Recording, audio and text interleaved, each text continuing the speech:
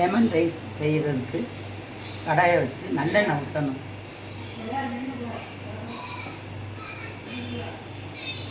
நல்லெண்ணெய் நல்லா சூடானோடனே கடுகு உளுந்தம்பருப்பு நல்லா வெடிக்க விடணும். ஒரு தாளிப்புக்கு கடுகு நல்லா வெடிச்சிருச்சு. அடுத்து கடலைப்பருப்பு போடணும். கடலைப்பருப்பு நல்லா நிறையா போட்டால் சாப்பிடையில் நல்லா டேஸ்ட்டாக இருக்கும். வரமிளகா, கருவேப்பிலை, பெருங்காயத்தூளும் போட்டுக்கணும்.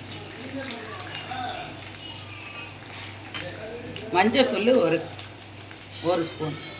ரொம்ப மஞ்சளாக இருக்கும், லைட்டாக போட்டுக்கிட்டா போதும்.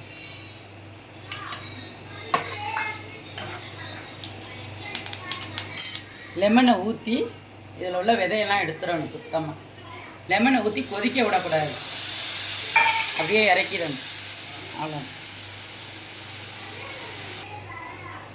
கொதிக்க விடாமல் அப்படியே கிண்ணத்தில் ஊற்றிடணும்.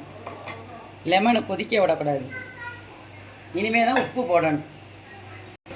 உப்பு இறக்கணுன்னு தான் போடணும். இது மாதிரி தாளித்து கிண்ணத்தில் ஊற்றிக்கிட்டு இது மாதிரி சாதத்தை நல்லா பெரிய பாத்திரத்தில் ஆற விடணும். சாதம் ஒத்த சோறாக இருக்கணும். இந்த மாதிரி பொழுன்னு லெமன் சோறு எப்போ கிண்டுனாலும் நல்லெண்ணெய் கொஞ்சம் ஊற்றிக்கணும். பச்சை எண்ணெய், தாளிக்காத எண்ணெய் ஊற்றிக்கணும். இது 4 பழம் அரைப்படி சோறு கட்டணும்.